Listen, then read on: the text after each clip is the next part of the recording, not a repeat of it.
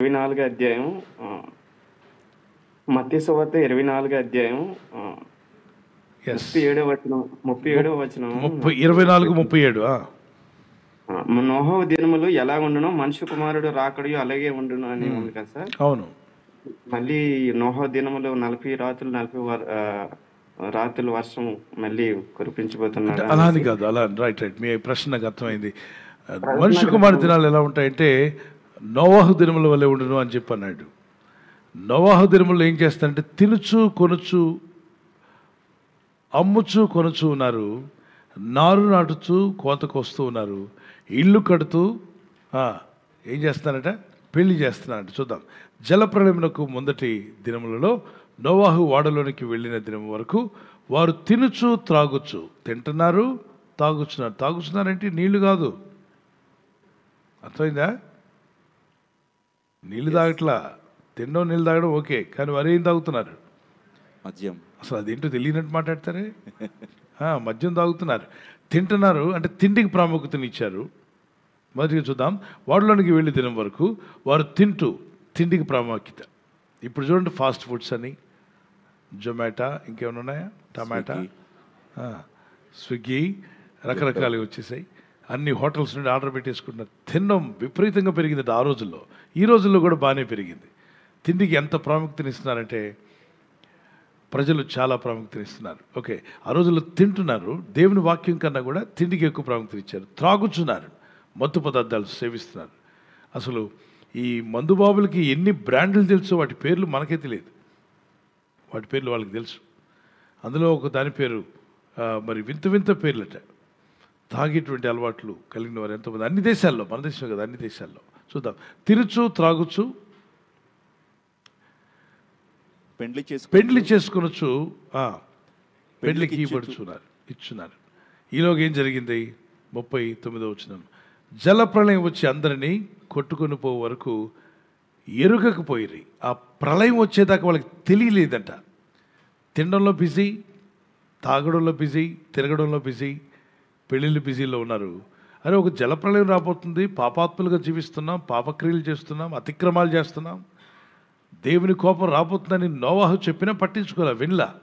ఈరోజు కూడా అలాగే జరుగుతుంది. మనిషి కుమార్ దినాల్లో ఎంత సువార్త చెప్పినా మాకెందుకు సువార్త, మాకెందుకు యేసు సువార్త, మాకెందుకు యేసు రక్తము, మా పాపాలలో మేము అలాగే ఉంటాము, మా కర్మ మేమే భరిస్తాము అని చెప్పి తినడంలో బిజీగా ఉన్నారు, తాగడంలో బిజీగా ఉన్నారు, వ్యాపారాలు చేయడంలో బిజీగా ఉన్నారు, తిరగడంలో బిజీగా ఉన్నారు. అసలు అంతు లేకుండా ప్రజలు మరి ఆతృతతో చేస్తున్నారు. దైవ భయం కనబట్లా. ఆ రోజుల్లో కూడా అలాగే జరిగింది నోవాహు కాలంలో. ఇప్పుడు ఈ రోజులు ఏం జరగబోతుందంటే 40 రాత్రి పగలు వర్షం రాదు, కానీ దేవుని యొక్క రాకల్లో సంఘం ఎత్తబడుతుంది. ఆ రోజు ఓడ నీటిలో ఎత్తబడింది. ఈరోజు సంఘము, సార్వత్రిక సంఘం, యేసు ప్రభునందు విశ్వాసం ఉంచి రమ్మి బాప్తిసం పొంది రక్షణ ఎదుగుతున్న ఆత్మీయులారా, మనమంతా కూడా కొనిపోబడతాం. ఆ తర్వాత భూమి మీదకి ప్రళయం రాబోతుంది.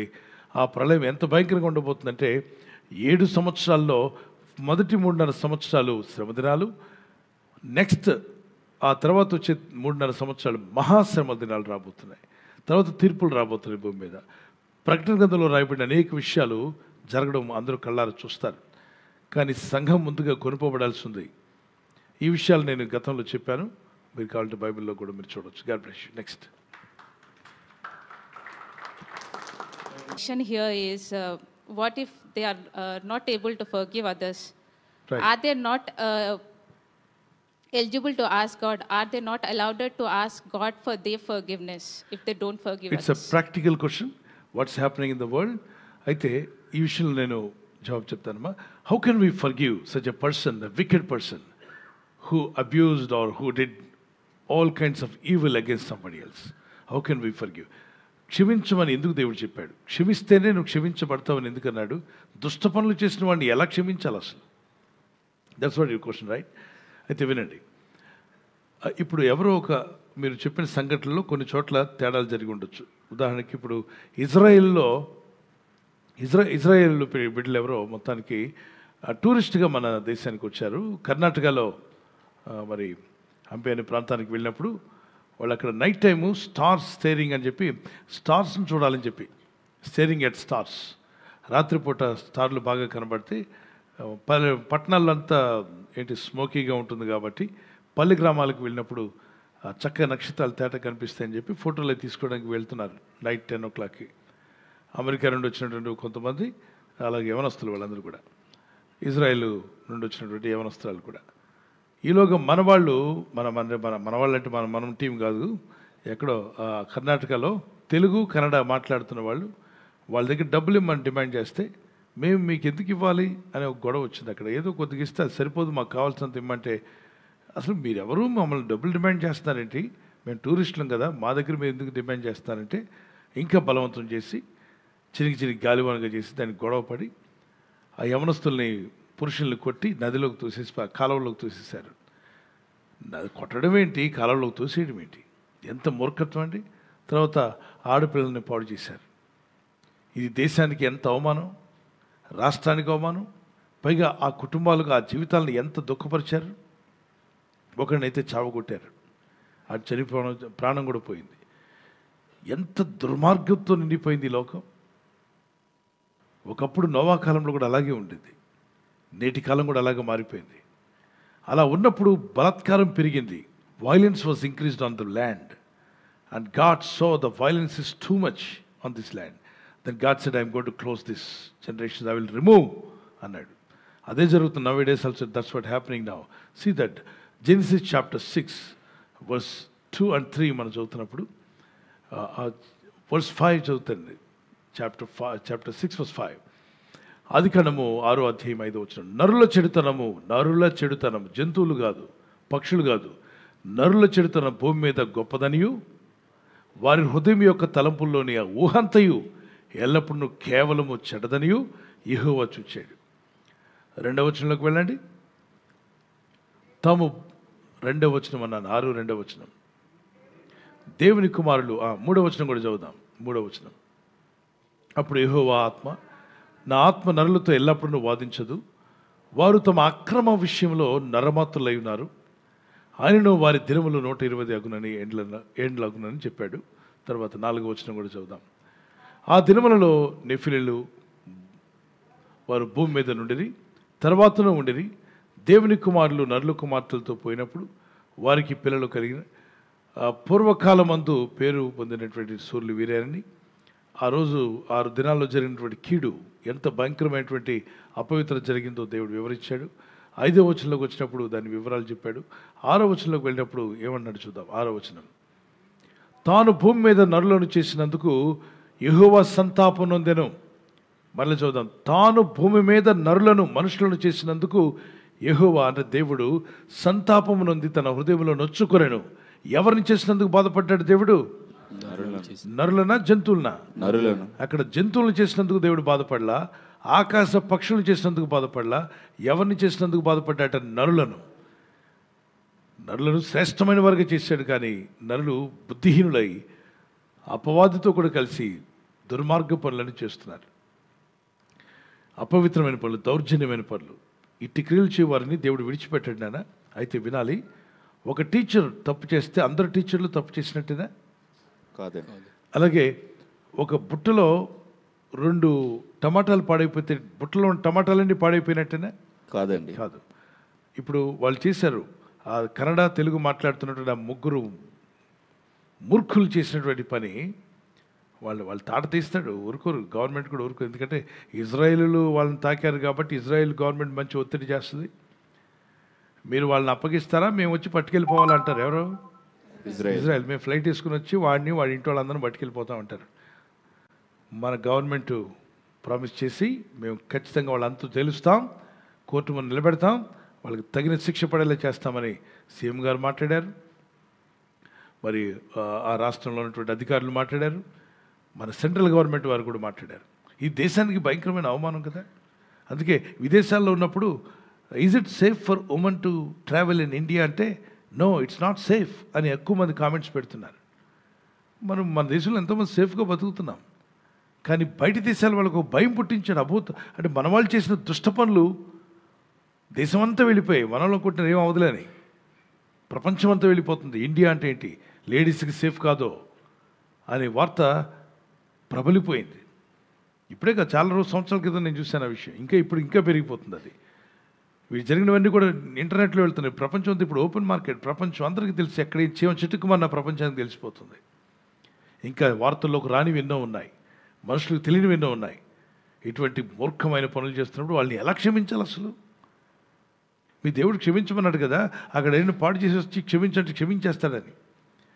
దేవుడు చెప్పిన మాట సరిగా అర్థం కాని వాళ్ళు మాట్లాడే మాటలు గమనించండి. క్షమించడం వల్ల ఏం జరుగుతుందో నేను చెప్తాను. ఒక వ్యక్తి మీ దగ్గర ఏదో వస్తువు ఏదో దొంగిలించాడు, నష్టపరిచాడు.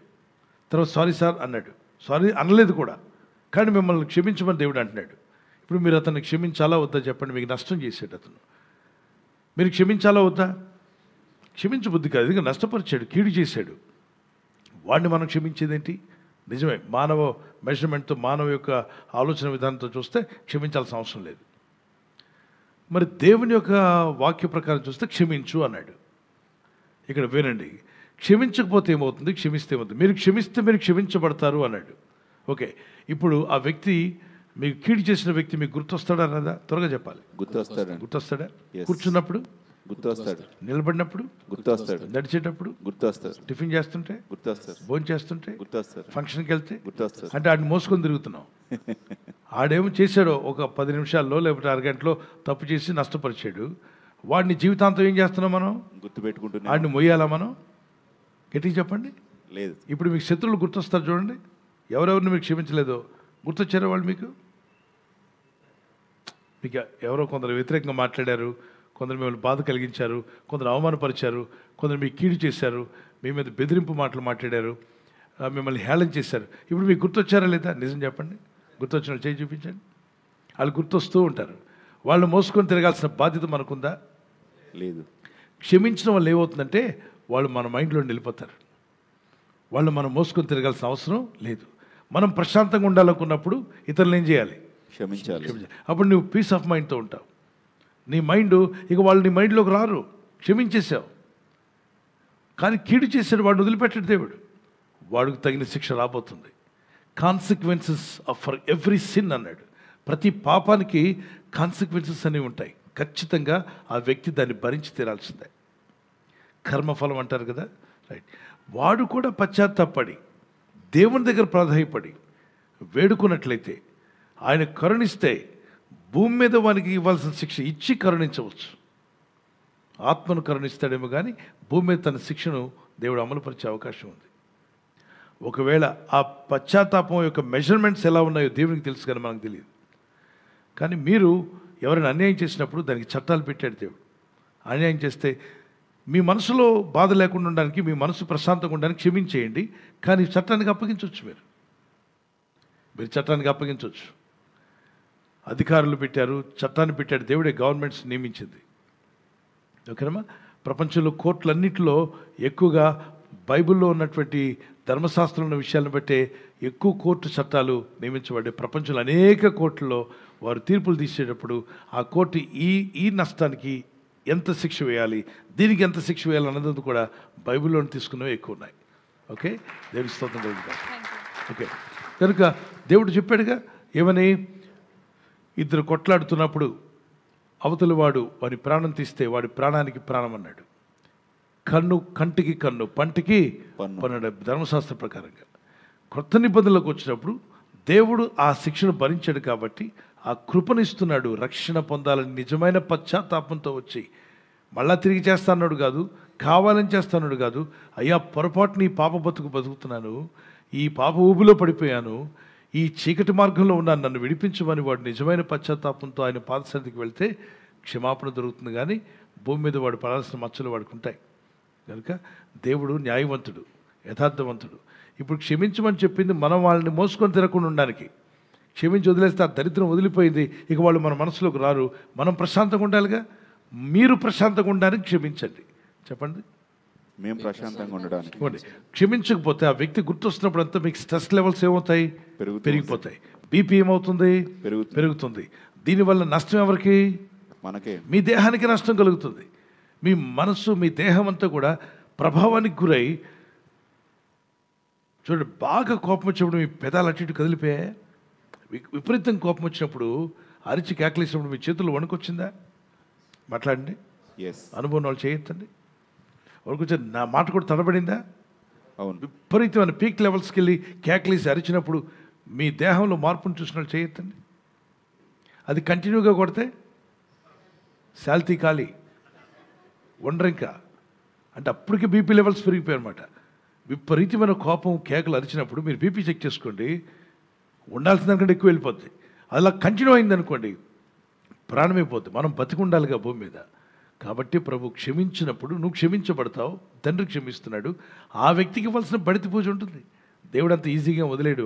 దేవుడేమో ఎవరిని కూడా నువ్వేమన్నా చేసినారా నేను క్షమిస్తానని చెప్పే రకమేం కాదు. ఆయన ఎవరికి ఎలా పెట్టాలో వాని క్రియ చొప్పున ప్రతి వానికి ఫలం ఇస్తాడు. వాడు ఏం చేశాడో, చెడు చేసినా వదిలిపెట్టడు, మంచి చేసినా వదిలిపెట్టడు. మంచి చేసిన వాడికి రివార్డ్ ఇస్తాడు, చెడు చేసిన వాడికి ఇవ్వాల్సినటువంటి బడితి పూజ ఉంటుంది. వాడికి ఎప్పుడు ఎలా పెట్టాలో ఆయనకి బాగా తెలుసు. దావీదు తప్పు చేస్తూ ఊరుకున్నాడమ్మా, భయంకరంగా కొట్టాడు. ఆ దెబ్బకు ఆయన రాత్రులంతా ఏడ్చి నాలుగు అంగట్టుకు అంటుకుపోయింది, నా మోకాళ్ళు సత్తుకుపోయింది, నా ఎముకలు నొప్పేస్తున్నాయి, నేను పడుకోలేకపోతున్నాను, ఓ దేవుడా నేను ఏడ్చిన ఏడుపుకి నా పరుపు కొట్టుకుపోతుంది అన్నాడు. మీరెవరిని ఏడ్చిన ఏడుపుకి మీ కచ్చిపు కొట్టుకుపోయిందా? లేదు. మరి ఎంత బాధ ఆయన కలిగి చేశాడు దేవుడు. అతను చేసిన తప్పు దాన్ని విడిచిపెట్టాడా? కొడుకు చనిపోతున్నాడు, 7 రోజులు ఫాస్టింగ్ ఉన్నాడు.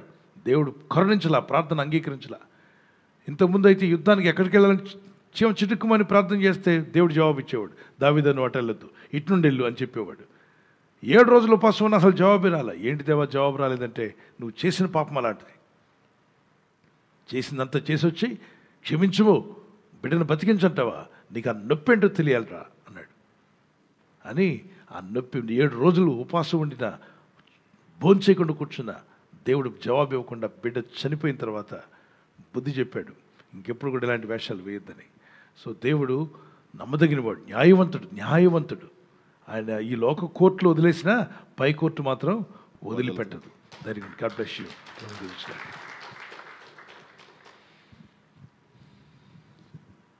ఈ సమయంలో కేజీఆర్ గారి నుంచి మరొక ప్రశ్న. ఇప్పుడు మనం ఎందుకు క్షమించాలి చెప్పండి? మనం ప్రశాంతంగా ఉండడానికి అనండి. మనం ప్రశాంతంగా ఉండడానికి. ఆమేన్. ప్రైజ్. నెక్స్ట్ క్వశ్చన్ క్విక్గా. వందనాలు పాస్టర్ గారు. ప్రకటన గ్రంథము 4వ అధ్యాయము 1వ వాక్యంలో ఆ మాట్లాడువాడు ఇక్కడికి ఎక్కిరమ్ము, ఇక మీదట జరగవలసినవి కనపరుస్తాను అని చెప్పాడు. ఆ 1వ వాక్యానికి వివరణ కావాలి. ఎక్కి రమ్మంది ఎవరైనా లేకపోతే ఎక్కి రమ్మంది ఎవరని? రైట్. ఎక్కి రమ్మని పిలిచింది ఎవరు అంతేనా? అంతే. ఎవరిని పిలిచారు? ఎవరిని? అపోస్తులైన యోహాన్ని పిలిచారు. ప్రకటన గ్రంథమే కదా మీరు అడిగింది? అవును. రైట్. ఆ రమ్మని పిలిచింది ప్రభువే. ఎందుకంటే వాక్యం సెలవిస్తుంది, ప్రకటన గ్రంథం 1:10 అతను ఆత్మవశుడై ఉండగా, చెప్పండి ఎవరు వశుడై ఉన్నాయంట? ఆత్మవశుడై ఉండగా దేవుడు అతన్ని, ప్రభు అయిన దేవుడు, ఆత్మస్వరూపిగా ఉన్న ప్రభు ఆయన్ని ఆత్మను తీసుకువెళ్ళాడు, ఎక్కి రమ్మన్నాడు, పిలిచాడు, అనేక విషయాలు వివరించాడు. మీకు అక్కడ దూత మాట్లాడినట్టు ఉంటుంది ఒక దగ్గర, ఓకే, ఒక దగ్గర ప్రభు మాట్లాడినట్టు ఉంటుంది స్వయంగా. అప్పుడు దూతతో ఈయన కొన్నిసార్లు సంభాషిస్తాడు, కొన్ని మార్లు ప్రభుతో కూడా సంభాషిస్తాడు. ప్రభువారు మాట్లాడారు, దూత ద్వారా కూడా మాట్లాడించారు, పెద్ద కూడా మాట్లాడతాడు. ఓకే, ఎవరు ఏ విధంగా మాట్లాడినా ఇదంతా దేవుని కృప వలన ప్రత్యక్షతలు ఇవ్వబడ్డాయి. ఎవరికి? అపోస్తలుడైన యోహానికి. అది మనం చూడాలి. దేవుడిచ్చిన ప్రత్యక్షతలు, అందులో అనేక విషయాలు జరగబోయే విషయాలు. కనుక ఎప్పుడు జరుగుతుందో మనకు టైం చెప్పలా, అది మన పని కాదు. ఎప్పుడు జరుగుతుంది, జరిగి తీరుతుంది. దేవుడి ప్రవచనాలు తప్పక జరిగి తీరుతాయి. యోహాన్ గారు వెళ్ళారు, రమ్మని పిలిచాడు దేవుడు, అన్ని వివరించాడు.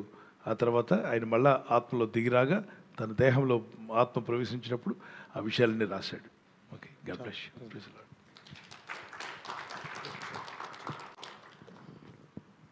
థ్యాంక్ యూ పాస్టర్ గారు. ఈ సమయంలో మరొక ప్రశ్న కేజీఆర్ గారు. పాస్టర్ గారు, ప్రైజ్ ది లార్డ్. నా క్వశ్చన్ ఏంటంటే, మా ఊర్లో అంటే ఒక అబ్బాయి అడిగిన ప్రశ్న, నాకన్నా ఒక 7 years చిన్న అబ్బాయి. అయితే రీసెంట్గా వాళ్ళ చెల్లి మెచ్యూర్డ్ ఫంక్షన్ ఉంది.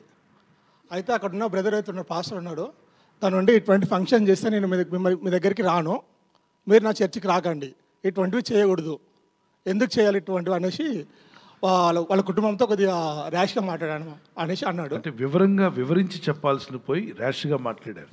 మీరు ఇటువంటి ఫంక్షన్స్ చేస్తే నేను రాను, మెచ్యూర్డ్ ఫంక్షన్స్ అన్నట్టు తప్పు చేయడము. అసలు పాస్టర్ కూడా మీరు చేసుకుంటే మీ ఇంటి వరకే, మీ ఫ్యామిలీ నేను ఉండాలి అంతే, వేరే వాళ్ళు ఎవరు ఉండకూడదు. అది ఎంతవరకు కరెక్ట్? రైట్. అది ఆ సేవకుడు చెప్పిన విధానం మీరు చెప్పింది అది అతను అలాగే చెప్పుంటే మాత్రం అది వాక్య విరుద్ధమే. ఎప్పుడు కూడా అన్ని జనులను రక్షణలోకి వస్తున్నప్పుడు వాళ్ళకి అనేకమైనటువంటి అలవాట్లు ఉంటాయి. ఓకే, అనేక అలవాట్లు ఉంటాయి. అలవాట్లలో ఒక భాగమే మెచ్యూర్ ఫంక్షన్లు చేసుకోవడం కూడా. ఓకే, పెళ్లి కార్యక్రమాలు వీటిలో కార్యక్రమాలన్నింటిలో కూడా వాళ్ళు రక్షణలోకి వస్తున్నారు, దేవుని నమ్ముకున్నారు.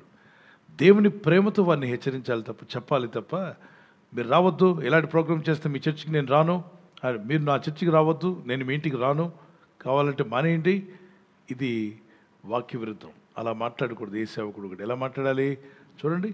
ప్రకటన గ్రంథం 15:19 అపోస్తులు 15:19 ఏమనుందంటే, అన్ని జనుల నుండి రక్షణలోకి వచ్చే వారిని కష్టపెట్టక, వాళ్ళని కష్టపెట్టద్దు, వాళ్ళు రక్షణలోకి రావడమే గొప్ప. కాబట్టి అన్యజనుల నుండి దేవుని వైపు తిరుగుతున్న వారిని మనము కష్టపెట్టక, ఈ మాట అర్థం చేసుకోండి సేవకులందరూ. కాబట్టి అన్యజనుల నుండి దేవుని వైపు అనండి గట్టిగా, దేవుని వైపు తిరుగుతున్న వారిని మనం ఏం చేయకూడదట, కష్టపెట్టకూడదు. అంటే కొందరు ఏం చేస్తున్నారు, కష్టపెడుతున్నారు, కష్టమైన మాటలు మాట్లాడకూడదు. అలా మాట్లాడడం వల్ల ఇప్పుడు ఆ కుటుంబస్తులు రక్షణలోకి వచ్చింటారు. వాళ్ళు మేనమామ నమ్మి ఉండడు, మేనత్త నమ్మి ఉండదు, అన్నదమ్ముల కుటుంబాలు నమ్మి ఉండరు. వాళ్ళ ఇంట్లో పాప మెచ్యూర్ అయినప్పుడు పెద్ద ప్రోగ్రామ్స్ చేస్తుంటారు, అందరూ వెళ్ళి కానుకలు గిఫ్ట్లు ఇచ్చుంటారు. వీళ్ళింట్లో పాప మెచ్యూర్ అయితే ఇప్పుడు వాళ్ళందరూ అంటారు, ఏంట్రా నువ్వు ఏం చేయట్లేదని అడుగుతారా, అడుగుతారండి. అన్నదమ్ముల మధ్యలో ఉన్నాడు కాబట్టి వాళ్ళంతా ప్రశ్న, దేవుడు నమ్ముకుంటే నమ్ముకో, కానీ పాపకి శుభకార్యం చేయవేంటి, అక్కడ మంచి కార్యక్రమాన్ని ఏర్పాటు చేయవేంటి, బంధుమిత్రులను పిలవేంటి, ఇక్కడ వాళ్ళ ఆచారాన్ని దాన్ని పాటిస్తున్నారు కాబట్టి అడుగుతారు, ఒత్తిడి చేస్తారు. మేనమామ అనొచ్చు, మేనత్ అనొచ్చు, వాళ్ళ తాత అనొచ్చు, నాయనమ్మ అనొచ్చు. ఏ సార్ నో, వాళ్ళ వరకే లేరుగా, పెద్ద బీరకాయ పీచులు ఎంతమంది ఉంటారు, నాయనమ్మ, తాతయ్య, ఇంకో తాత, అమ్మమ్మ, ఇటు మేనమామలు, మేనత్తలు, వీళ్ళందరూ కూడా ఉంటారు, అన్నదమ్ముల కుటుంబాలన్నీ కూడా. ఎందుకు చేయలేదు, ఆ పాపకు కూడా అనుకుంటుంది, ఆ పాపకు చేశారు, వాళ్ళ అమ్మాయికి చేశారు, నాకెందుకు చేయట్లేదు అంటది ఆ పాప కూడా. ఓకే, ఈ వాక్య విలువలు వారికి తెలిసేంత వరకు వాళ్ళు కొన్నాళ్ళు మీరు ఆ విషయాలను ఇబ్బంది పెట్టకుండా, ప్రార్థనే కదా కోరారు, వెళ్ళండి. ఆ కుమార్తె యవనంలో కదా అడుగుపెట్టింది, యవనంలో అడుగుపెట్టిన బిడ్డ ఎలా బతకాలో, యవనం గురించి, యవనస్తుల గురించి ఏం చెప్పిందో బైబిల్ వాక్యం నేర్పించండి కదా. యవన కుమార్తెలు ఇలా ఉండాలి, యవన కుమారులు ఇలా ఉండాలి, దేవుని మాటలు ఇలా చెప్తున్నాయి. జ్ఞానం అడుగమ్మా, దేవుడిని జ్ఞానం ఇస్తాడు. తెలివిని అడుగు, బాగా చదువుకో, నీ కాళ్ళ మీద నిలబడేలా ఉండాలి. మరి వ్యర్థమైన సాహసాలు నీవు చేయకూడదు, దుష్ట సంగతి మంచి నడువని చెరుపుతుందట. కాబట్టి అక్కడికి వచ్చిన బంధుమిత్రులందరూ వింటారు దేవుని మాటలు. వాళ్ళు కూడా ప్రభు కోసం రాలా, సువార్త కోసం రాలా, వాళ్ళ బంధువురాలు మెచ్యూర్ ఫంక్షన్కి వచ్చారు వాళ్ళు. ఆ టైంలో నువ్వు నిలబడ్డే అవకాశం ఉంది, సువార్త చెప్పే అవకాశం. చక్కగా చెప్పు. యేసు ప్రభువారు కుమార్తెలు యెహోవా ఇచ్చు బహుమానము, కుమారులు దేవుడిచ్చే స్వాస్థ్యము. కాబట్టి బాలుడు నడవలసిన మార్గమును వారికి నేర్పమనుంది. చిన్నబిడ్డలకు ఎలాంటి మార్గాలు నేర్పించాలో వాళ్ళకి చెప్పాల్సిన వాక్యాలు, నీతి వాక్యం, దేవుని వాక్యాలు ఎన్నో ఉన్నాయిగా సామెతలు. చక్కగా వివరిస్తుంటే అన్ని జిల్లాలు కూడా ఏం చేస్తారు చెప్పండి, వింటారు. మంచి మాటలండి, బాగా చెప్పాడండి ఎవరో. కానీ మేము వచ్చింది ఫంక్షన్కి, కానీ ఆ ఫంక్షన్లో ఒక ఆయన భలే మాటలు చెప్పాడు. ఎవరండి ఆయన? మేము ఆ చర్చికి వెళ్తాం, ప్రార్థనకి వెళ్తాం, ఆయన ద్వారా మాకు కూడా ప్రార్థన చేయండి అని అడిగే అవకాశం ఉందా? ఆ 100 మందిలో ఒక 50 మంది దేవుని వాక్యాన్ని తెలుసుకుంటారా? తెలుసుకునే అవకాశం ఉన్నప్పుడు మేము అది చేయొద్దు, ఇది చేయొద్దు, ఎక్కడుంది బైబిల్లో అసలు ఫంక్షన్ చేయమని? నేను అడుగుతాను. అలా అన్నట్లయితే మీ మమ్మీ దగ్గరికి వెళ్ళి, మీ మమ్మీ ప్రార్థన చేసే తల్లే, అమ్మ చీర ఎందుకు కట్టుకున్నావు, ఎక్కడుంది బైబిల్లో చీర కట్టుకోమన్నానంటే పళ్ళు రాళ్ళు కొట్టదా? గట్టి చెప్పండి, బైబిల్లో ఉందా చీర కట్టమని? లేదు. గట్టి చెప్పాలి.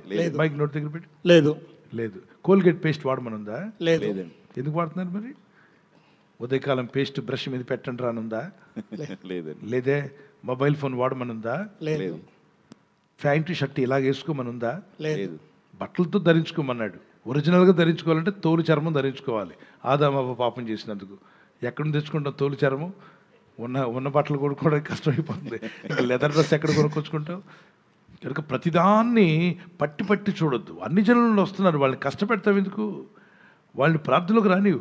అసలు మంచి సందర్భం అది. అసలు చెప్పొచ్చు, అది హైలైట్ చేయాల్సిన అవసరం లేదు. బైబిల్ ఎక్కడ హైలైట్ చేయలేదమ్మా. వాక్య ప్రకారంగా ఏంటండి అని అడిగితే చెప్పండి వివరణ. ఇది ఎలా ఉంది, కుమార్తె కొరకు ప్రేయర్ చేయండి. కుమార్తె ఎవరంలో అడుగు పెట్టింది. ఇప్పుడు అందులో కొంతమంది చర్చికి వెళ్ళట్లేదు పాస్టర్ గారు. దానివల్ల చూడండి, కొంతమంది వెళ్ళట్లేదు, చర్చి కూడా వెళ్ళట్లేదు. అంటే అబ్బాయి నా దగ్గర చెప్తున్నాడు. అంటే అబ్బాయి రీసెంట్గా హైదరాబాద్కి వచ్చాడు అనమాట. ఈయన ఓవర్ యాక్షన్ వల్ల చర్చికి వెళ్ళడం కూడా మానేశారుగా. అందుకే వివరం లేకుండా మాట్లాడొద్దు. వివరం లేకుండా ఏ మాట మాట్లాడినా ఏముండాలి? వివరం ఉండాలి. సేవకుడు అన్నాక ఇంకా ఎక్కువ వివరం ఉండాలి. అవతల వ్యక్తి అర్థం చేసుకోలేకపోయినా అర్థం చేసుకునే మనసు మనకుండి మాట్లాడాలి. కష్టపెట్టొద్దు, వాళ్ళు రానివ్వండి. ఇప్పుడు నేను వేరే జాతుల యొద్దు కంటే వేరే ట్రైబల్స్ దగ్గరికి సువార్త చెప్పడానికి వెళ్తాం. అక్కడ వాళ్ళు పెద్ద పెద్ద కడియాలు ధరించుకుని ఉంటారు. తీసేస్తానే వాక్యం చెప్తాను అనుకోండి, కర్ర పట్టుకుని తరివేయడం వల్లనే తరిమేస్తాడు. నువ్వెవరు భయ, మా కడీలు మేము పెట్టుకుంటాం, నీకు ఏం చెప్పాలనుకుంటే చెప్పమంటాడు. సువార్త చెప్పు. వాళ్ళు రక్షణలోకి రాని, పరిశుద్ధాత్మతో నింపబడి దేవుని వాక్యం అనుభవంలోకి వచ్చాక వాళ్ళే అర్థం చేసుకుంటారు. అవునా కదా? అవును పాస్టర్ గారు. రైట్. తొందరపడద్దు. ఇప్పుడు ఆ మెచ్యూర్ ఫంక్షన్లో వాక్యం చెప్పడం పిలిచారు. వెళ్ళవా? వాక్యం చెప్పే అవకాశంగా సమయం ముందు అసమయం ముందు ఏం చెప్పన్నాడు? వాక్యం చెప్పమన్నాడు. అది పెద్ద పాపమేం కాదు. ఆ బిడ్డకు ఆ యొక్క యవనంలో అడుగుపెట్టే ధన్యతనిచ్చింది ఎవరు? దేవుడే. ఆ సిస్టమ్ పెట్టింది ఎవరు? దేవుడే. అయితే అది ఆచారంగా మన దేశంలో జరుగుతుంది. నార్త్ ఇండియాలో చేయరు, సౌత్ ఇండియాలో చేస్తారు. కొన్ని రాష్ట్రాల్లో చేయరు. మన దేశంలో కూడా, మన రాష్ట్రాల్లో కొన్ని రాష్ట్రాల్లో చేయరు. Okay pastor. కొన్ని రాష్ట్రాల్లో సౌత్ ఇండియాలో ఎక్కువ చేస్తుంటారు. ఓకే, దాని భావాలు ఏమన్నా కావచ్చు. దాన్ని దురుద్దేశంగా మీరు ఆలోచించకుండా, ఒక చెడుగా మీరు ఆలోచించకుండా మంచిగా ఆలోచన చేయండి. ఆ కుమార్తె వాళ్ళ కుటుంబంలో ఎదుగుతుంది, యవనంలో అడుగుపెట్టింది. యవనంలో బిడ్డ ఎలా ఉండాలో బోధించండి, వాక్యాలు చెప్పండి, ఆ బిడ్డ కొరకు ప్రార్థించండి. అందరూ చేతులు చాపండి. భక్తులందరూ కుమార్తె కొరకు ప్రార్థన చేద్దామంటే అక్కడ ఆంటీలు ఉంటారుగా, అక్కలు చెల్లెళ్ళు ఉంటారుగా, ఉంటారు పాస్టర్. వాళ్ళు ప్రార్థన చేయమని వాళ్ళు ఆ పాప మీద నువ్వు పెట్టొద్దు చెయ్యి. నువ్వు యవనస్తుడు అయి ఉండొచ్చు, యవన సేవకుడు అయి ఉండొచ్చు. You don't need to keep your hand. తల్లులు లాంటి వాళ్ళు వచ్చి చేతుల నుంచి ఆ బిడ్డ మీద ఏం చేస్తారు? ప్రార్థన చేస్తారు. నువ్వు దేవుని వాక్యాలు చెప్పు. ముగించిన తర్వాత ప్రార్థన చేసుకొని మీరు ఎవరైనా చర్చికి రావాలనుకుంటే రావచ్చు. ఆదివారం ఆరాధన సమయం చెప్పు. మనసున్నోడు ఏం చేస్తాడు? వస్తాడు. అయ్యా మీరు ఆ రోజు చెప్పారంటే ఆ ఫంక్షన్లో భలే మాటలు చెప్పారు, నాకు చాలా నచ్చింది, నాకు వాక్యం వినాలనిపిస్తుందని చెప్పని. అలా కాకుండా అక్కడికి వెళ్ళి ఇది చెయ్యకూడదు. క్రిస్మస్కి పిలిచారంట, క్రిస్మస్ అని ఎక్కడుంది బైబిల్లో అని అడిచాడంట. ఒకటి చెప్పి విసిరేసాడు. జనాల్లో ఏమి విసిరేసాడు? చెప్పి టపాన్ మొఖాన్ని తగిలింది. ఏంటి సార్ ఎవరు కొట్టారనండి? ఆర్ఎస్ఎస్ వాళ్ళు కాదు, మనోడే కొట్టాడని చెప్పాడంట. మనోళ్ళే కొట్టారు. ఎందుకు కొట్టారు? నేను క్రిస్మస్లో నిలబడి వాక్యం చెప్పమంటే క్రిస్మస్ చేయడం పాపము అని. నీకు ఓవర్ యాక్షన్ ఎందుకు? అక్కడ క్రిస్మస్ అని అందరూ వచ్చారు, ఏం చెప్పాలి నువ్వు? సువార్త చెప్పు. బస్సులో నిలబడి చెప్పాం కదా మేము, ట్రైన్లో చెప్పాం, రైల్వే ప్లాట్ఫామ్ల మీద చెప్పాం, పాస్టర్ గారు వీధుల్లో చెప్పాం. ఇది కూడా మీరు అన్నది ఏదైతే ఉందో ఆ పాయింట్ కూడా ఆల్రెడీ ఎంతమంది జరిగింది పాస్టర్ గారు. ఏంటది? క్రిస్టమస్ జరుపుకోకూడదు, మనము అసలు క్రీస్తు మనకి ఎగ్జాక్ట్గా పుట్టిన డేట్ మనకు తెలియదు కాబట్టి ఇది జరుపుకోకూడదు అని కూడా అదొక టాపిక్ కూడా జరిగింది ఇంతకుముందు. సేమ్ వ్యక్తియే. సో అందరు ఏంటంటే ఇప్పుడు ఆయన ఏ విధంగా ఆలోచించి చెప్తున్నాడో ఏదో అర్థం కావట్లేదు. అంటే లేదు, మనోళ్ళలో కొంతమంది పరిసయ్యులు ఆత్మ కలిగిన వాళ్ళు ఉన్నారు. పరిశీల ఆత్మ అంటే యేసు ప్రభు వారు శనివారం స్వస్థపరిస్తే అందరూ ఆనందిస్తుంటే, ప్రభు స్వస్థపరిస్తే పరిసయ్యులు వాళ్ళకి బైబిల్ తెలుసు. ఏమన్నారు తెలుసా? అసలు మోషే ధర్మశాస్త్రంలో శనివారం చేయమని ఎక్కడుందో అని ఎవరిని అడిగారు? ఎందుకు చేశావు? ఎందుకు స్వస్థపరిచావు? శనివారం, శుక్రవారం చేయాల్సింది కదా, శనివారం చేయకూడదని ఉందని నువ్వు చదవలేదా అని ఎవరి మీదకి వెళ్ళారు? ఈ తిరుగుబాటు స్వభావం కలిగినటువంటి పరిసయ్యులు, వాళ్ళ స్పిరిట్స్ ఇంకా పనిచేస్తున్నాయి. మన దగ్గర కూడా చాలా మందిలో సేవకుల్లో ఎప్పుడు చూసిన గుడ్డు మీద ఏం పీగుతుంటారు. అది ఎలా ఉంది, ఇది ఎలా ఉంది. అయితే నేను ఒక మాట అడుగుతాను, సెల్ ఫోన్ వాడమనుందా?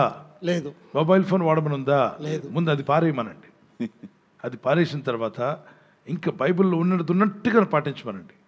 ఉన్నట్టుగా పాటిస్తున్నట్లయితే ఇజ్రాయెల్ దేశం వెళ్ళిపోవడమే. అక్కడికి వెళ్ళాక సున్నతి చేయించుకోవాలి. వాళ్ళు రానివ్వరు మనం, వాళ్ళది వీసాలు త్వరగా ఇచ్చి మనల్ని రానిచ్చే రకం కాదు. మనము అన్ని జనులను రక్షించబడతాం. మన దేశం అంతా ఇజ్రాయెల్ కాదుగా. అందుకే వాక్యం చెప్తుంది, అన్ని జనులను రక్షణలో వస్తున్న వారిని కష్టపెట్టొద్దు. ఒక 4 విషయాలు మాత్రం చెప్పు వాళ్ళకి. ఏంటి ఆ 4 విషయాలు? చూడండి, 15, 19 వచనం, 20 వచనం. క్విక్గా చదువుతాను, ముగించుకుందాం. కాబట్టి చూడండి, 19, 22 వచనాలు చదువుతాను. 15వ అధ్యాయం. కాబట్టి అందరూ చదవండి. అన్ని జనులలో నుండి దేవుని వైపు తిరుగుతున్న వారిని మనము కష్టపెట్టడం అనేది కరెక్ట్ కాదు. వాళ్ళు ఏవో గోరింటాకు పెట్టుకొని వస్తారు కొంతమంది, అవునా? ఎసన్నా ఎందుకు పెట్టుకున్నావు? ఒక ఆయన బ్యాప్టిజం పొందడానికి వచ్చారు. ఆ బిడ్డలందరూ నమ్మారు. ఆ బ్యాప్టిజం తీసుకునేటప్పుడు ఇలా చేతులు ఉంటాయి కదా, ప్రార్థన చేస్తూ గోరింటాకు చూశాడు. గెట్ అవుట్ అన్నాడు. ఎవరిని? గోరింటాకు పెట్టుకున్నారు. వాళ్ళు ఆయన బయట ఉండి ఏంటి గెట్ అవుట్ అంటే ఏంటి మా ఆవిడని అని చెప్పి చూశాడంట. Get out. గోరింటాకు పెట్టుకున్న వాళ్ళు అసలు వాళ్ళని బ్యాప్టిజం తీసుకుంటే ఎంత ధైర్యం అది ఇది అన్నాడట. ఆయనేమో ఆ చర్చి రెంట్కి ఇచ్చిన వాళ్ళ మేనమామ వీడిని గెట్ అవుట్ అన్నాడట. బ్యాప్టిజం దగ్గర గొడవ పెడితే ఏదో పొందడానికి వచ్చిన బిడ్డను గెట్ అవుట్ అని అందరి ముందు అవమానపరుస్తావా నా భార్యని, ఆమె మీద భక్తురాలు నన్ను చూడడానికి రమ్మంది, ఏదో పోన్లేలే ప్రభుని నమ్ముకున్నావు తీసుకోవే అని చెప్పి ఆయన వచ్చాడట. భక్తుడు కాదు ఆయన, భార్య తీసుకుంటే సమ్మతించి వచ్చాడు. వచ్చిన ఆయనకి ఈయన చేతిలో గోరింటాకు చూసి ఈయన గెట్ అవుట్ అని ట్యాంకులను బయట కేకలేసి అరిచేసాడు. ఏదో పెద్ద నీతిమంతుడు పరలోకం దిగి వచ్చిన దూతలాగా. ఈయన అరుపులకి ఆయన కోపం వచ్చింది. ఎవర్రా ఈయనకి రెంట్కి ఇచ్చారు, అవమానపరిచేవాడు, మర్యాద లేనివాడు అని చెప్పి ప్రార్థన ఆలయాన్ని ఏం చేశాడు, ప్రార్థించే స్థలాన్ని ఖాళీ చేయించాడు. అందుకే చేతులు కాలేక ఆకులు పట్టు ఆ పెద్దవాళ్ళు అన్నారు, తొందరపాటు ఎందుకు, ఆమెకు ముందుగా చెప్పుకోపోయావా, తప్పేం కాదు, ఏదో పెట్టుకున్నారు వాళ్ళ పిల్లలందరూ పెట్టుకున్నారు, సరదాగా పెట్టుకున్నారు. వాళ్ళు అంత ఆత్మీయతలకు రాలా, నీకున్నంత అండర్స్టాండింగ్ వారికి లేదు. దాన్ని చూసి నువ్వు విమర్శిస్తావు ఎందుకు? ఆ బిడ్డ రక్షింపబడ్డానికి వచ్చింది. ఏమండి అన్నిది రాత్రికి రాత్రే బ్యాప్తిజం పొందారు. మీకు తెలుసా, జైలధికారి ఆ రాత్రికి రాత్రి బ్యాప్తిజం పొందినప్పుడు వాళ్ళు ప్రభు నమ్మిన వాళ్ళు కాదు కదా, రోమన్స్ కదా, వాళ్ళ ఇంట్లో అన్ని రకాల ఆచారాల ప్రకారం ఏ ఒకటి ఉండుంటాయి కదా, వాళ్ళ బాబు టాటూ కూడా వేసుకుని ఉంటాడు. కానీ వాళ్ళందరికీ బ్యాప్తిసాలు ఇచ్చాడు అపోస్తలుడైన పౌలు గారు. ఆయనకున్న మెచ్యూరిటీ మనకు ఉండొద్దు? ఉండాలి. రాత్రికి రాత్రి అయ్యా మేము బ్యాప్తిజం పొందాలి, మాకు రక్షణ కావాలంటే ప్రభుని యేసునందు విశ్వాసం ఉంచుము, అప్పుడు నీవు నన్ను ఇంటి వారు రక్షణ పొందుతారని చెప్పి ఆ రాత్రి వారికి నీళ్ళలో ఏం చేశాడు, బాప్తిజం ఇచ్చాడు. అప్పుడు వాళ్ళ ఆవిడకి అన్నీ ఉంటాయి కదా, అన్నీ తీసేయమన్నాడా? లేదు. తీసేదాకా ఇవ్వనన్నాడా? లేదు. అంటే పౌలు గారి కన్నా మన వాళ్ళు గొప్పవాళ్ళ కాదు. మరి అందుకే ప్రార్థన విశ్వాసంతో ముందుకు వెళ్ళండి, బ్యాలెన్స్ చేయండి అని చెప్పి రాత్రి రాత్రి ఎవరికి పడితే వాళ్ళకి ఇవ్వడం అని కాదు. ఆలోచించండి, ఆత్మ నడిపింపును సహనంతో సాత్వికంతో అర్థం చేసుకుని మాట్లాడితే అన్నీ బాగుంటాయి. మరి ఆ తమ్ముడు కొంచెం పౌరుషంగా ఉన్నట్టున్నాడు. కొద్ది రోజుల తర్వాత మీరు ఆయనలో మార్పు చూస్తారు, ప్రేమగా మాట్లాడతాడు. అంటే ఈ దెబ్బలన్నీ తగులుతాయి కదా, అప్పుడు రోడ్ సాఫ్ట్గా అయిపోతుంది. ఆ తర్వాత మళ్ళీ ఆయన 10 ఏళ్ల తర్వాత చాలా ప్రశాంతంగా మాట్లాడతాడు. మీరు యూట్యూబ్ ఛానల్లో చూసారా, ఒక యవన సేవకుడు ఆవేశం 1, ఆవేశం 2, ఆవేశం 3 నేను చూశాను. వాళ్ళ పేర్లు చెప్పను. ఆవేశం 1 తెగదిట్టేవాడు అందరినీ, పాస్టర్లందరినీ ఆయన అలా ఇలా అనేవాడు. ఇప్పుడు ఆవేశం 1 ఆవేశం 3కి చేరింది. ఆవేశంతో తిట్టేవాడు ఇప్పుడు ఆవేశం తగ్గిపోయి అర్థం చేసుకుంటున్నాడు అందరినీ. ఇప్పుడు ఆవేశం 1 స్థానాన్ని మరొకటి తీసుకున్నాడు. ఈ ఆవేశం 1, 2, 3 తెగరుస్తున్నాయి. ఈ ఆవేశాలు నచ్చిన కొంతమంది గుంపు ఉంటారు, వాళ్ళు తా అంటే తందానా అని. ఇదంతా ఆవేశం బ్యాచ్. ఏ బ్యాచ్ ఇది? వాళ్ళని తిట్టాలి, వీళ్ళని తిట్టాలి. టీవీలో వార్త రాగానే నా స్పందన, ఏందమ్మా నీ స్పందన? స్పందన అనే ప్రింటింగ్ ప్రెస్ ఒకటి ఉంటుంది మనకి విజయవాడలో, మన ఆత్మీయులు సేవకులు నడిపించేవాళ్ళు. నా స్పందన, వాళ్ళ విషయంలో నా స్పందన, వీళ్ళ విషయంలో నా స్పందన. నీ స్పందన ఆపి సువార్త చేయి, సువార్త చెప్పమన్నాడు దేవుడు. ఒకడు వచ్చి అన్నాడు, పాస్టర్ గారు మేము అప్పగించుకుంటామన్నాడు. అది అపోస్తుల పని. ఏంటంటే 6వ అధ్యాయం అపోస్తుల కార్యం. వాక్య పరిచర్య చేటుకును మమ్మల్ని మేము అప్పగించుకున్నాము, మిగిలిన పనులు చేటుకు సేవకులను ఏర్పాటు చేశారు. చూద్దాం చూడండి, నిజమైన దైవ సేవకులు దేవునిచే నడిపించబడేవారు. అపోస్తుల 6:4 ఏమిటంటే, అయితే మేము ప్రార్థన యందును వాక్య పరిచర్య యందును ఎడతెగకుందామని చెప్పి ఎడతెగకుంటాము. అంటే నిజమైన దైవ సేవకులు దేవునిచే పిలువబడిన వారు 2 పనుల్లో బిజీగా ఉండాలి. నెంబర్ 1 ప్రార్థన చేయటం యందు, నెంబర్ 2 వాక్య పరిచర్య చేయడం, స్పందించడాలు, లోకంలో జరిగినట్టుగా ఆ స్పందనలు ఈ స్పందనలు, వార్తల్లో కార్యక్రమాలు, ఇవన్నీ చెప్పడానికి మన పని కాదు అది. అవన్నీ చేసేవాళ్ళు చాలామంది ఉంటారు. Our work is to go with the word of God. దేవుని వాక్యాన్ని ప్రకటించాలి. ఒకవేళ ఏదైనా సందర్భం ఉందంటే వాక్యంతో పోల్చి వివరించడానికి ప్రయత్నం చేయాలి, అంతే. God bless you. Praise the Lord. Sir ఇంకొక ప్రశ్న. మా అన్ని ప్రశ్నలు నీకు అయితే రేపిస్తానులే అవకాశం. ఓకే, ప్రశ్న అడిగే రేపు చెప్తాను జవాబు. అంటే ఏంటంటే పాస్టర్ గారు మా సైడ్ ఇప్పుడు ఆ సేవకుని కూడా ద్వేషించొద్దు, ప్రార్థన చేయండి ఆయన కొరకు. ప్రార్థన చేయ, ప్రభువా మా సేవకుడికి మెచ్యూరిటీ దాయిచ్చింది, ఆయన గ్రహించే మనసు ఇవ్వండి, ఇంకా ఎక్కువ ఆత్మలు సంపాదించే మనసు ఇవ్వండి. ఆగిపోయిన ఆత్మలకు కూడా చెప్పండి, పర్లేదు సేవకుడు ఏదో ఉద్దేశంతో అలా చెప్పుంటాడు, మీరు రండి చర్చికి వెళ్ళండి అని చెప్పండి. రైట్. ఇంకోటి ఏంటంటే పాస్టర్ గారు, మా సైడ్ బాగా నేను అబ్జర్వ్ చేసింది ఏంటంటే, నా లైఫ్లో కూడా నాకు అది జరిగింది. మా ఫాదర్ ఉన్నప్పుడు మేము వద్దన్నా కానీ కూడా మా ఇంట్లో వచ్చి ప్రార్థన పెట్టిన వాళ్ళు ఉన్నారు. ఎప్పుడైతే మా ఫాదర్ చనిపోయాడో కనీసం మా మమ్మీ రిక్వెస్ట్ చేస్తే కూడా ప్రార్థన ఇంటికి వచ్చిన వాళ్ళు లేరు, రాలే. అది నేను అప్పుడేమో చిన్నప్పుడు మీరు ఎందుకు ఈ ప్రార్థనలు వద్దన్నా కూడా వాళ్ళు వచ్చి, మా ఫాదర్ ఉన్నప్పుడు మేము వద్దన్నా కానీ కూడా ఇంట్లో ఎన్నిసార్లు అయినా ప్రేయర్ పెట్టడానికి రెడీగా ఉన్న పాస్టర్స్ ఇప్పుడు ఏంటంటే అప్పుడు మా నాన్న బాగా చాలా మందికి పరిచయం చేయడంలో హెల్ప్ఫుల్గా ఉండేటోడు. అవును, నాన్న చనిపోయిన అర్థమైంది. మీ నాన్నగారు పరిచర్యలో హెల్ప్ఫుల్గా ఉన్నప్పుడు వద్దన్నా కూడా మీరు ఎంత వద్దన్నా వచ్చి ప్రార్థనలు పెట్టేవారు. మీ నాన్నగారు సహాయం చేసి ఆయన వెళ్ళిపోగానే మీరు ఎవరు రిక్వెస్ట్ చేసినా వచ్చి ప్రార్థన చేయట్లేదు, ఎందుకంటే ఇప్పుడు ఆయన లేడు కాబట్టి. అది దురుద్దేశంతో మనం చేసేటువంటి పరిస్థితులు. ఇప్పుడు అటువంటి వరకు నేను క్వశ్చన్ చేసినందుకు అప్పుడు ఆల్మోస్ట్ దగ్గర నేను ఒక 15 మంది పాస్టర్ల వరకు నేను క్వశ్చన్ చేశాను పాస్టర్ గారు. అన్నందుకు ఈరోజు నేను వారికి శత్రునయ్యాను నేను. డోంట్ వరీ నాన్న, ఇవి చిన్న చిన్న విషయాలు, మనస్పర్ధలకు గురి కాకండి. ఓకే, అది పెద్ద మనసుతో క్షమించండి. ఇంకోటి ఇది నాలాగానే ఇంకా కొంతమంది ఏంటంటే కొంతమంది నా ముందు చెప్పుకున్న వాళ్ళు ఉన్నారు. ఒక ఆమెకి హస్బెండ్ లేరు, ఎవరు లేరు. వాళ్ళకి ఆమె ఏంటంటే పాటలు మంచిగా పాడుతుంది, వాక్యం మంచిగా అవుతుంది.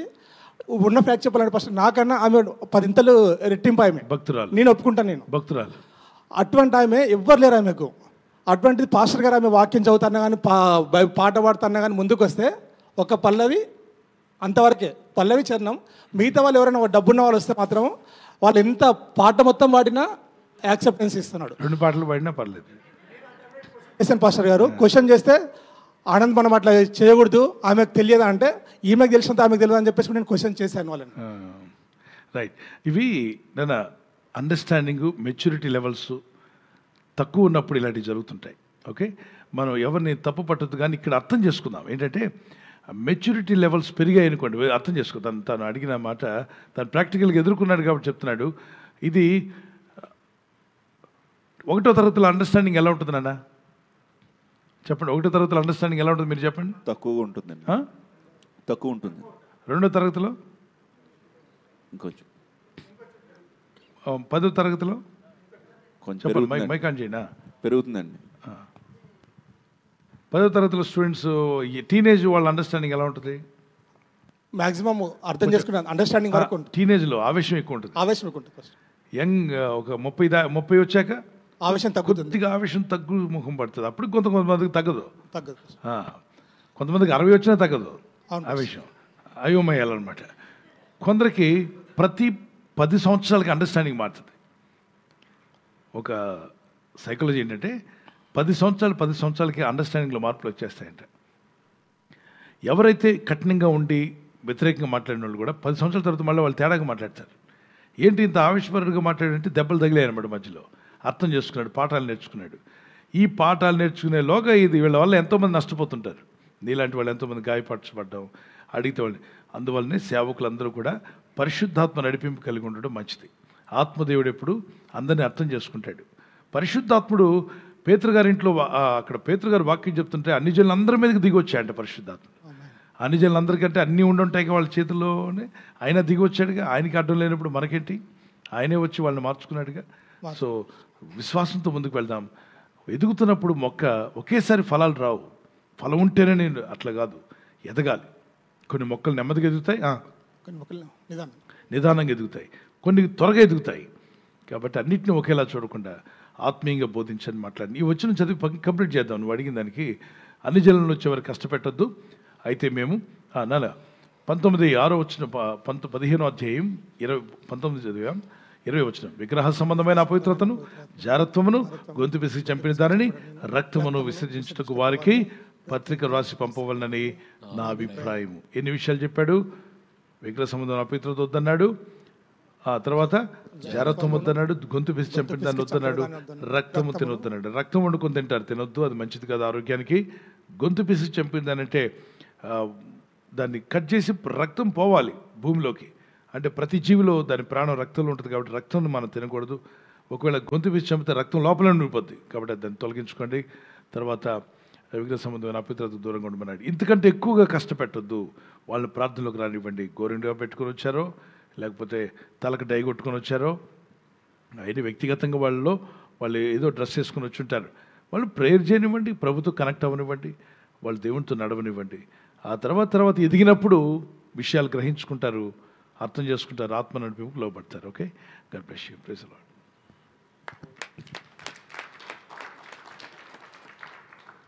ప్రైజ్ ది లార్డ్ పాస్టర్ గారు. Praise the lord.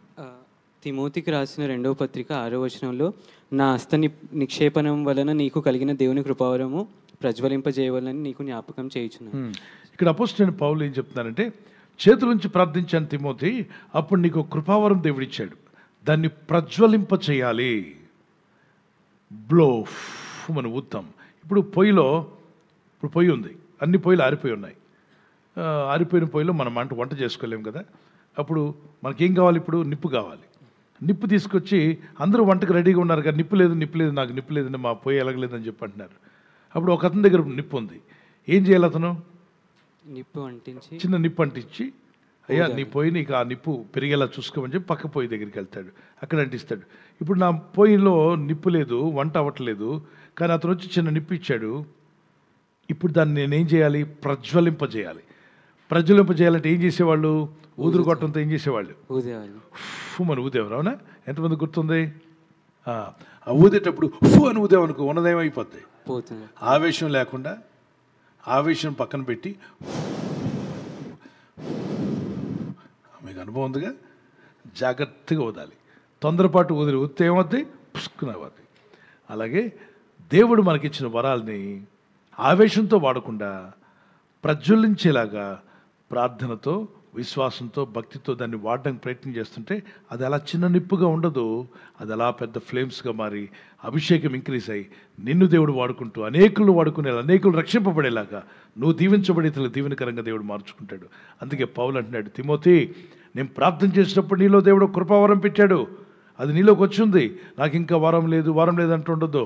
నీలోనికి వచ్చిన వరాన్ని ప్రజ్వలింపచేయి, విశ్వాసంతో ముందుకు వెళ్ళి. God bless you. దీని రిలేటెడ్ పాస్టర్ గారు, సో కొత్త నిబంధన కాలంలో హస్త నిక్షేపణ ఒక ప్రాముఖ్యత ఏంటి? ఏ సందర్భాల్లో హస్త నిక్షేపణ అవసరం? అన్ని సార్లు అవసరం లేదు. 1 తిమోతి పత్రిక 5:22 త్వరపడి ఎవరి మీదనూ చేతులు పెట్టొద్దన్నాడు, హస్త నిక్షేపణ చేయొద్దన్నాడు. త్వరపడి చూద్దామా? త్వరపడి ఎవరి మీదనైనను హస్త నిక్షేపణం చేయకము, పరుల పాపములలో పాలివాడువై ఉండకము, నీవు పవిత్రుడిగా ఉన్నట్లు చూసుకునము. దేవుడు మనకు పరిశుద్ధత ఇచ్చాడు, దాన్ని కాపాడుకోవాలి. ప్రతి ఒక్క కనబడిన వాళ్ళందరి మీద చేతులు పెట్టేవాళ్ళు సరికాదు. అది వాక్యం. త్వరపడి పెడుతున్నారంటే ఇంకా తేడా మనుషులని అర్థం. త్వరపడి పెట్టద్దు. ఆ వ్యక్తి ఎవరో తెలియాలి, విశ్వాసా కాదా, ప్రార్థనలో ఉంటున్నారా లేదా, దేవునితో కనెక్ట్ అయ్యారా లేదా. అలా తెలియకుండా త్వరపడి చేతులు పెట్టుకుంటూ వెళ్ళి తిప్పలు పడిన వాళ్ళు చాలామంది నేను చూశాను. మొదట్లో బాగానే ఉంటుంది, సరదాగా అబ్బో అందరూ ప్రార్థన చేయించుకుంటారని. తర్వాత వాళ్ళవన్నీ వీడికి అంటుకునే పరిస్థితి తెచ్చుకోవద్దు. భక్తులు ప్రార్థన చేసినప్పుడు 13వ అధ్యాయం అపోస్తల కార్యాలు ఉపవాసం ఉండి ప్రార్థించగా పరిశుద్ధాత్ముడు చెప్పాడు, బర్నబాసును పౌలును నా సేవ కొరకు ప్రత్యేకపరచమన్నప్పుడు అప్పుడు పెద్దలైనటువంటి అపోస్తలు ఏం చేశారు? లేచి వారి చేతుల మీద వీరి చేతులు తీసుకెళ్ళి వారి తలల మీద ఉంచి అభిషేకించి ప్రార్థించి పంపించారు. ఇప్పుడు నేను అడుగుతాను, వాళ్ళు హఠాత్తుగా వచ్చారా? ఉపవాస ప్రార్థనలో ఉన్నారా? సేవకులందరూ కలిసి ఉపవసించి ప్రార్థిస్తున్న టైంలో పరిశుద్ధాత్ముడు చెప్పగా అప్పుడు హస్త నిక్షేపణ చేశారు. ఇప్పుడు అలా కాకుండా అక్కడ మరో దగ్గర 8వ అధ్యాయంలో అపోస్తల కార్యాల్లో 16-17 వారంతా నమ్మి, సువార్త నమ్మి పిలుపు గారి దగ్గర బాప్తిసం పొంది సంఘంగా కూడి ఉన్నప్పుడు అప్పుడు పేతురు యోహాన్లు పిలిపిస్తే వాళ్ళు వచ్చి వాళ్ళ మీద ఏముంచారు? పరిశుద్ధాత్మ పొందాలని చెప్పి చేతుల నుంచి ప్రార్థించారు. వీళ్ళు నమ్మారా కదా? బాప్తిసం పొందారా? అంటే విధేయత ఉంది కదా, విధేయులైన వారి మీద కదా చేతుల నుంచి ప్రార్థించారు. ఓకే, అది ప్రతిసారి చేశారా? చేయలా. ప్రతి వారం చేశారా? ఈ మొదటి వారం తైలాభిషేకం అన్నారా? గట్టి చెప్పండి. మొదటి ఆదివారం తైలాభిషేకం. మొదటి ఆదివారమే తైలాభిషేకం ఎందుకు? దశంభాగాలు వస్తాయనా? Let's not keep that one in mind. Tricks ఏం వాడొద్దు. Let's not use the tricks. Time ఉన్నప్పుడు పెట్టు. 4 వారాల్లో మొదటి వారమే తైలాభిషేకం ఏంటి అసలు? అందులో ఆలివ్ ఆయిల్తో అభిషేకం. నేను అది ఎక్కడ యెరూషలేము నుండి తీసుకొచ్చాను. ఎందుకు ప్రలోభాలు పెట్టడం? ప్రార్థన చేయండి విశ్వాసులందరికీ. రోగుల కొరకు నూనె రాసి ప్రార్థించమని ఉంది 6వ అధ్యాయం 11 మార్క్స్ వార్తలో, యాకోబు పత్రిక 5వ అధ్యాయం 14 ఆరోగ్యంగా ఉన్నోడు కూడా చేయమని ఉందా? గట్టి చెప్పాలి. లేదు. పౌలు గారు ఎక్కడైనా తైలాభిషేక కూటాలు పెట్టారా? పేతురు గారు పెట్టారా? మన పత్రికలు చాలా ఉన్నాయి కదా, రోమా పత్రిక నుండి యూదా పత్రిక వరకు. ఏదన్నా పత్రికలో తైలాభిషేక కూటాన్ని ఏర్పాటు చేయండి అందరూ రావాలని ఉందా? మరి సువార్త సభలు జరిగాయా? సువార్త చెప్పడం జరిగిందా? నది ఒడ్డున జరిగింది, ఊరిలో జరిగింది, పట్టణంలో జరిగింది. అద్దెకుండి అక్కడ ప్రార్థన పెట్టారు.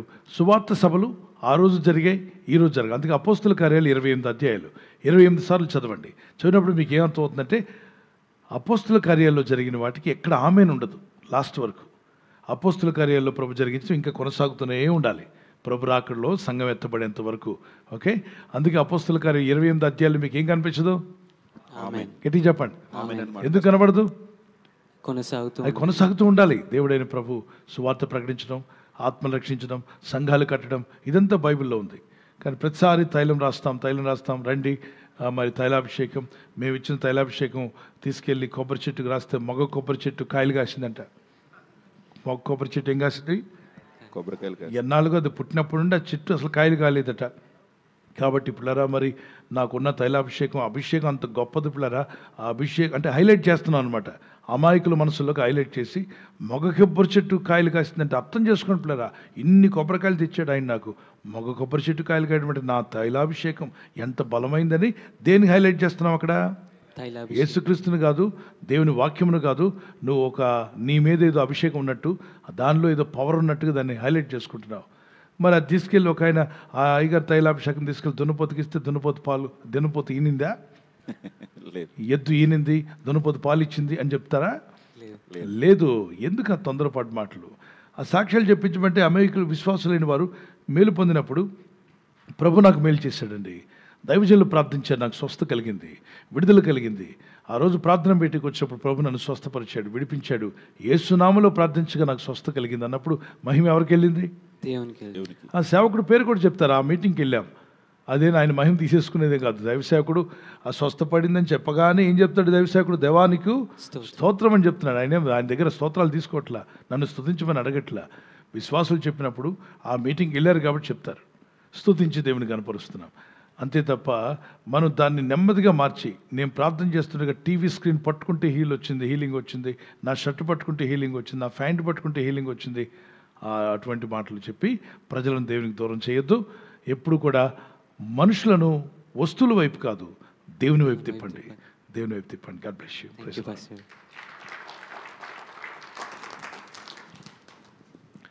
ఆశీర్వాద ప్రార్థనతో ముగించుకుందాం. మీకు ఎవరికైనా ఇంకా క్వశ్చన్స్కి ఆన్సర్ రాకపోతే, రక్షణ అనేది 2 సార్లు తీసుకోవచ్చా, ఒకసారి తీసుకోవాలని దీవెన సిస్టర్ అంటే బాప్తిజం అంతేనా? అవునండి, బాప్తిజం 2 సార్లు తీసుకోవాలా, 3 సార్లు తీసుకోవాలి? చర్చి మారినప్పుడు అయితే తీసుకోవాలి, అవసరంలా. ఒకటే బాప్తిజం. ఎఫ్ఎస్సి పత్రిక 4:4-5 ఒకే ప్రభు, ఒకే బాప్తిజం. నీట మునిగి తీసుకోవాలి. చెప్పండి, నీట మునిగి తీసుకోవాలి. అది వాక్యానుసారమైనటువంటిది. అసలు బాప్టిజం అనే మాటకు పదానికి అర్థమే అది. To immerse in to water, to dip in to water అని ఉంది. కాబట్టి నీటిలో ముంచి తీస్తారు. ప్రభునామంలో బాప్తిజం తీసుకోవచ్చు. అది ఒకసారి తీసుకుంటే చాలు. ఏ నామలో తీసుకున్నావు, ఆ నామలో తీసుకున్నావా, మా చర్చలు తీసుకున్నావా, మీ చర్చలు తీసుకున్నావా, అసలు ఏట్లో తీసుకున్నావా, చెరువులో తీసుకున్నావా, భారీ ప్రవాహంలో తీసుకోవాలి. అసలు మనం ఇక్కడెక్కడ కాదు, కృష్ణానది కాదు, గోదావరి కాదు, ఎక్కడ తీసుకోవాలంట? యోర్దాను నదికి వెళ్ళి తీసుకోవాలి. ఫ్లైట్ టికెట్ నువ్వు ఇస్తావు మరి? ఎవరికి తోచినట్టు వాళ్ళు మాట్లాడుతుంటారు. దాని అర్థం ఏంటంటే నీటిలో ఇమ్మర్స్. అది పబ్లిక్ సైన్ అయిన ఉంది, నేను ప్రభుని వెంబడిస్తున్నాను, క్రీస్తు ప్రభు యొక్క మార్గంలో ఉండాలనుకుంటున్నాను. ఇంతవరకు నేను జీవించిన జీవితం, లోక జీవితం వదిలేస్తూ దేవుని జీవ మార్గంలో జీవించాలని ఒక తీర్మానం చేసుకునడానికి క్రీస్తులోనికి బాప్తిజం పొంది తిరిగి లేస్తున్నాం. ఆయన మరణంలోకి పాల్పొంది తిరిగి లేస్తున్నాం. ఇక అక్కడ నుండి నూతన సృష్టి, క్రీస్తు యేసునందున వారు నూతన సృష్టి. ఆశీర్వాద ప్రాంతం ముగించుకుందాం. ఇంకా మిగిలిన వారు క్వశ్చన్స్ రేపు